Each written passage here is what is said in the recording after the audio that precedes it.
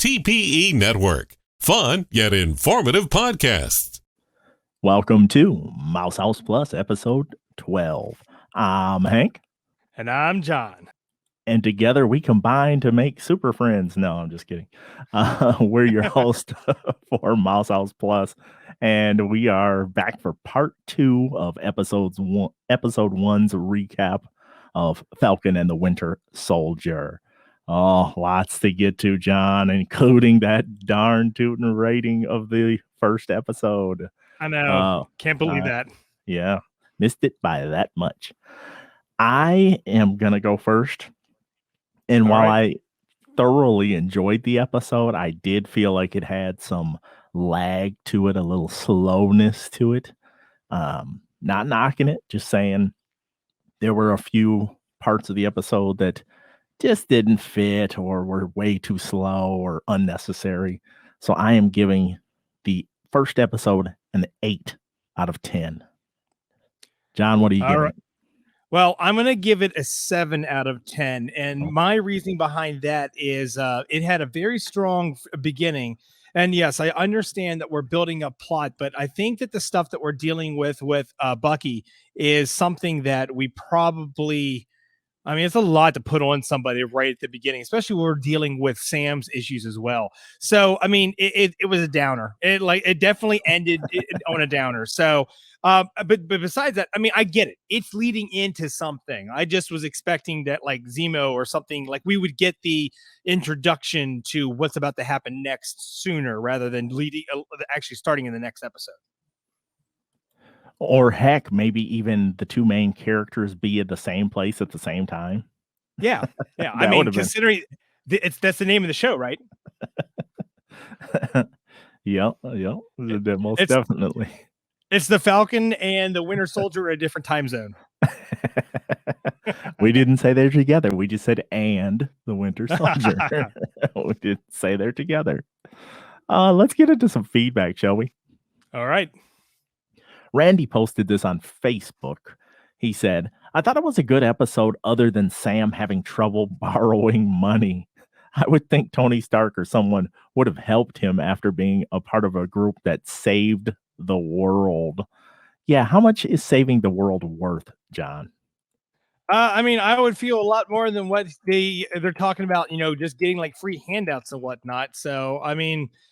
Yeah. If anything, what are they getting punished because they didn't? The snap happened in the first place, and so now everyone has to fall back. Those darn tootin' Sokovia Accords, they're hanging on to that. But Randy makes a good point because that seems to be, as you get through the feedback, you'll notice that seems to be an area of contention with our community. But yeah, the whole we'll see. Maybe they'll retcon some of this at a later date. The whole money problems, superhero money memes. Let's go to Rick. He sent us an email. I loved the action of the mission that Falcon went on. I didn't remember the villain until I heard your review. Oh, well, that's time to pat ourselves on the back, John. When I heard the term flag smashers, I was unaware of a person from the comics. Man, we're doing our due diligence, John. You sure are. So my thought was that the world unified more after the blip, and these people don't want that to change. There are people who promote a future one world government, and it's a staple in any futuristic sci-fi story. Obviously, easier to accomplish with half the population gone. Mm-hmm. I thought maybe it is like BLM, so Black Lives Matter, both a slogan and an organized movement, but it seems like maybe it's a malicious group. I noticed a bit more adult language like the Marvel Cinematic Universe has. Just was a little surprising as a Disney Plus series. But I guess there are no network restrictions. I thought that the guy beating up Torres must be someone who is a product of the super soldier serum. Thoughts? Well, John, are you going to take us down that Mephisto rabbit hole and say Mephisto's behind all of this? Oh my gosh! Did you see that? There's the post out there with the image of Rhodey, and it has his head is like wrinkled. It looks like an M on there because that's running rampant now too. And we're like, here we go again. No. I strongly believe that this is like another branch of the super soldier serum. That's probably the same thing that the U.S. Patriot took. So I mean, and that's it pretty much. We know that it's out there. We know that the Russians have it. They know, and we know that Hydra had something. So I mean, it's completely possible that a different version of a super soldier serum, not the original one, is still out there. Why can't we get an Agents of S.H.I.E.L.D. callback and like Centipede serum or something? Why can't just throw us a midget of a bone, please? No, they can't do that because then they'd have to acknowledge that the Agents of S.H.I.E.L.D. world exist. I am so disappointed with Marvel at this moment. But yes, they're definitely amped up on something. I think we're going to find out very soon that it's some sort of cocktail of something, steroids for a lack of a better expression. Mm-hmm. Rick goes on to say, my father still has a flip phone. I guess we shouldn't be joking too much there, John. Where did he get this flip phone? Because I'm trying to find one for my grandmother because she doesn't know how to work a smartphone. I want to find a flip phone that has a little rotary dial on it. Oh, you could just get the rotary dial app for your phone and then confuse people that. Is that a thing? They make an app for everything, Hank. Okay. The loss of a child is something that has to be very hard. I know that half of all marriages end in divorce after the death of a child. Hard for me to think about because we have been close to those situations with friends of ours. I think the first episode was good, setting the stage episode. Now I want to see how Sam and Bucky end up working together. Thanks, Rick from Wisconsin. Nope. Thank you, Rick, for tuning in and for sending that in. We greatly appreciate it. Well, I mean, we already know that Sam has been texting him. So, I mean, that's probably his in right there. Yeah. And wait a minute. Who are these other friends that were on the phone? It just dawned on me. She said you had less than 10 friends on there. So who could it be? Could it be? Well, she's one of them. Okay. Sam. Well, how many Avengers does he have phone numbers for? I mean, most of them are in outer space. Maybe true. Rhodey? Yeah, Rhodey. Yeah, maybe. Oh, this is a small list. Maybe Ant-Man. Yeah, he seems like he would try to. Pepper Potts. Oh, wait. He probably has friends over in man, why can't I think what it's called all of a sudden? Where at? Oh, Wakanda? Wakanda. Thank you. Okay. I was just about to get to that, but yeah, I mean, because that's where he spent most of his time. I mean, just think, hey, I have a glitch with my arm. Who am I going to call? Right. Tech support, Wakanda. Tech support. That is perfect.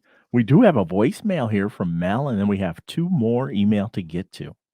So, Mel, take her away. Hello, this is Mel Sharp giving my feedback on the first episode of Falcon and the Winter Soldier.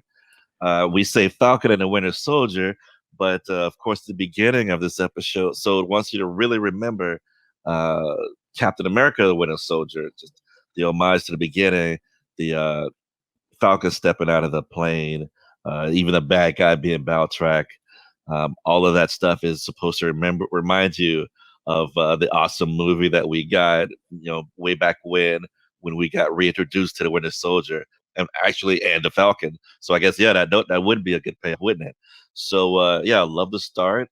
I know people say that the episode was kind of slow in some places. Yeah, I agree. If you're talking about the bank loan, I mean, seeing superheroes get bank loans is not my idea of interesting.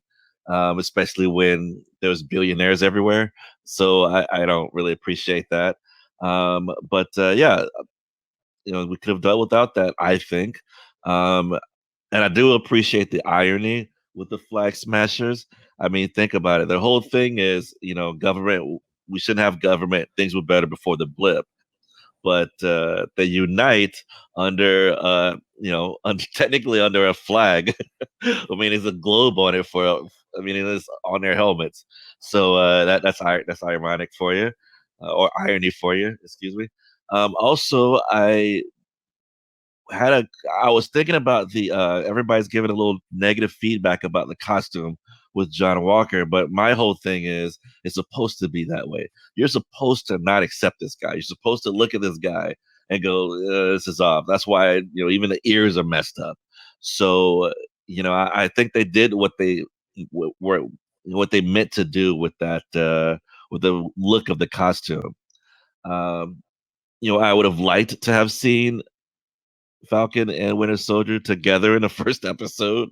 I mean, but it's a slow build up, and obviously second episode maybe we'll see more. I mean, we're getting their backgrounds. Some of them have better backgrounds than others. Because once again, that bank loan stuff was slow. At least Winter Soldier was on a date.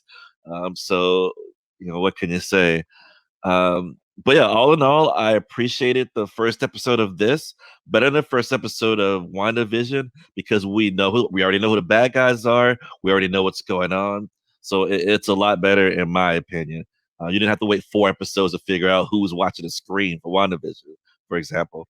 But once again, love the episode. It can only go up from here. See you guys soon. Bye. Mel, thanks so much for sending that in. That was awesome. So it's not riveting television, John, to watch bank loans? No, I think that he just pulled out his notepad, and that's so passive aggressive of him. A friend of mine is an investment banker, and he begs to disagree.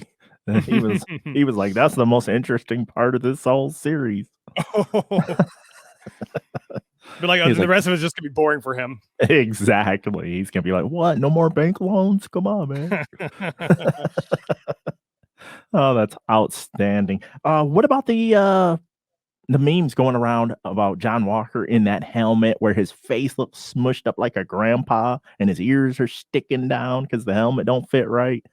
Oh, better yet, have you seen the picture of him actually matched up with the old guy from Up?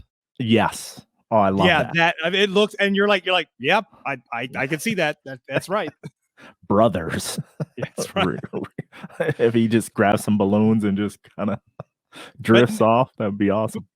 But what he says is exactly right. They made a character for all of us to hate and all of us to dislike or all of us to laugh at. So yes, he looks ridiculous. He's supposed to, because why would we want to like him? Yeah. He's not our Cap. And in 6 episodes, I mean, you got to put the pedal to the metal if you want to create somebody that you just absolutely get the fans to dislike. So, achievement unlocked. If I can find it, if I can hit the right freaking, there we go. Yes, achievement unlocked. All right, we have some more email to get to. This one comes to us from Anthony.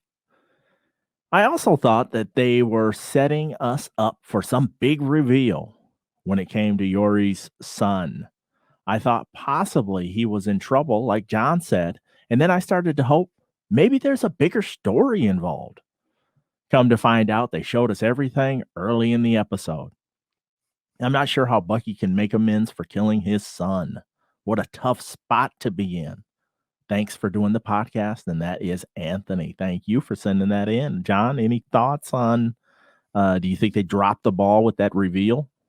I mean, no, looking back on it, I think that it was good. Now we just kind of understand, but she's absolutely right. It's hard putting 2 and 2 together until we actually got to see him like looking in, and there's the memorial set up in Yuri's apartment.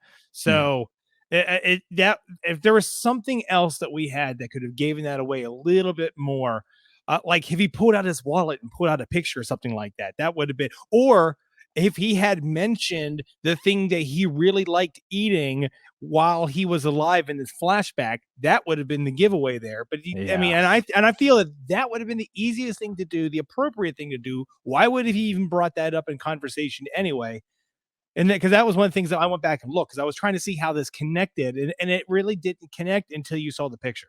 So right. Yeah. Yep.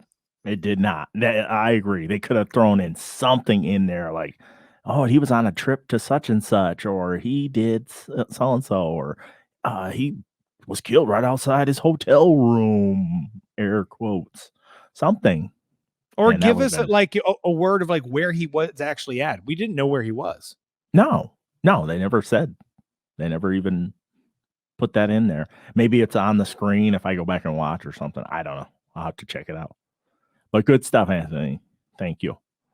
Lastly, we have an email from Mark. That was a fun first episode. I am disappointed that we are only getting 6 total episodes. Here's hoping they are all as good or better than the premiere. I appreciated the preview episode you guys did. Please revisit the comments that you both made in that episode after the season wraps. Must be one of those.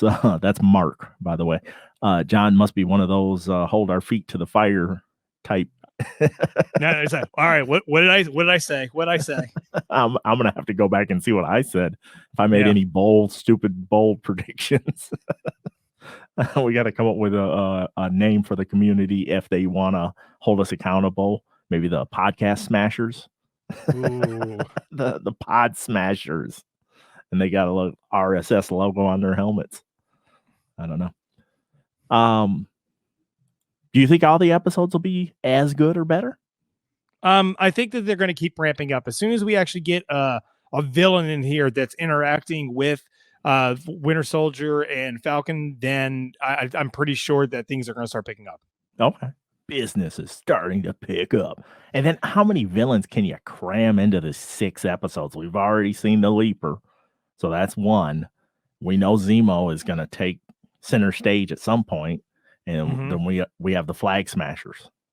Well, I mean, but that's the same thing with like Jessica Jones. I mean, I almost feel that this is what we're watching.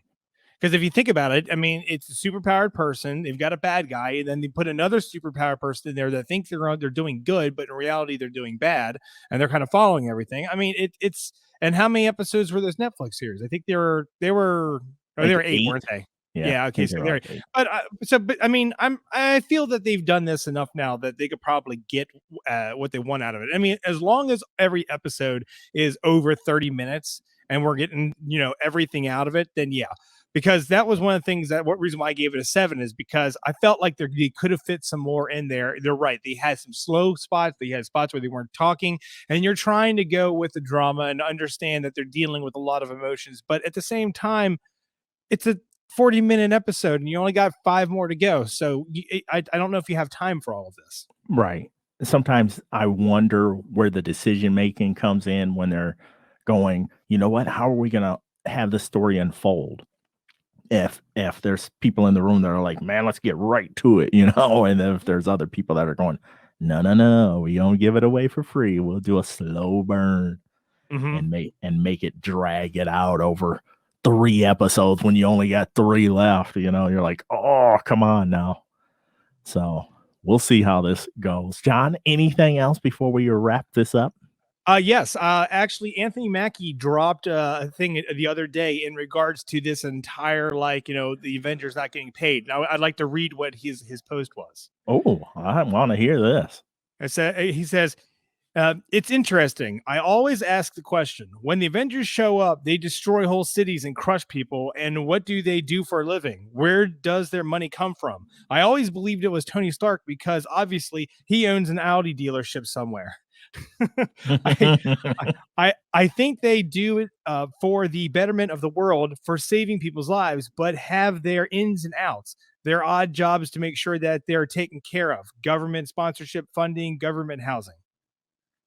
So according to this, he always thought that it was, government giving them some kickbacks. But at the same time, that's like, that would cover their food, their house and board. I mean, but that's probably not putting extra money in their pockets. So, and I will keep going back to this. What is saving the whole world worth? Like, why would somebody that it was even part of that be trying to get a freaking loan? Well, how do you drop that on somebody? Oh, Oh, I'm sorry. Did I not help save the whole world? So, I don't. That's when you that's pull just out your weird. phone. We carry these everywhere. That's when you're Falcon and you're like, see, this is me putting my wings into that big Ugh. goof on that planet. Yeah, I beat him by myself. All right, that should be worth $2 million. Come on. But I don't know. It just seems kind of hokey that they're, it grounds the story. I get it, but it also makes it seem kind of unrealistic. Mm-hmm. Anything else? Well, I don't know. Maybe if they help explain this some more. I mean, it's maybe they're getting a kickback as well from Wakanda. Who knows? That's another one that they should be able to phone of friends, and get some help that way. Or Mhm. if worse comes to worse, sell that vibranium arm. How much is that worth? If the Oh shield's yeah. $3 billion, how much is that? How Oh, much and was what? the No, no, shield? no. It wasn't 3 billion. That was How much? Vision. But it's Vision was $3 still, billion. Yes. but it's still not cheap. How much is an arm then? About 700 million? No, that would probably be up there, considering the fact that it's functional. It's not just like a sheet of vibranium. It moves and stuff. Remember, bad circulation. And and remember, Rocket, he did say, "I'm gonna get that arm." Yeah, you just wait. He'll get it. He'll get that I arm. do not think they're going to drop that. I'm pretty sure that it'll come back. I hope so. I would love it. Mhm. All right, I guess we'll wrap it up there then, John. Thanks again for joining me on Mouse House Plus episode 12. We'll be back on Sunday with our recap of episode 2. So make sure you get your feedback in. I don't know. Do you want to make this a weekly thing where we catch feedback later, or try to just catch it with the regular show? Oh, I mean, whatever. Okay. If you can get your feedback in by Sunday mornings, 10 a.m. Eastern Standard Time, we can add it to the show that's on Sunday. So that would be great. So we'll just go with that for now, because I don't know if we can always pull off Wednesdays like this or not. All right. Well, that is going to do it. Until the next time, we're signing off. See you, everybody. TPE Network. There ain't nothing else like it.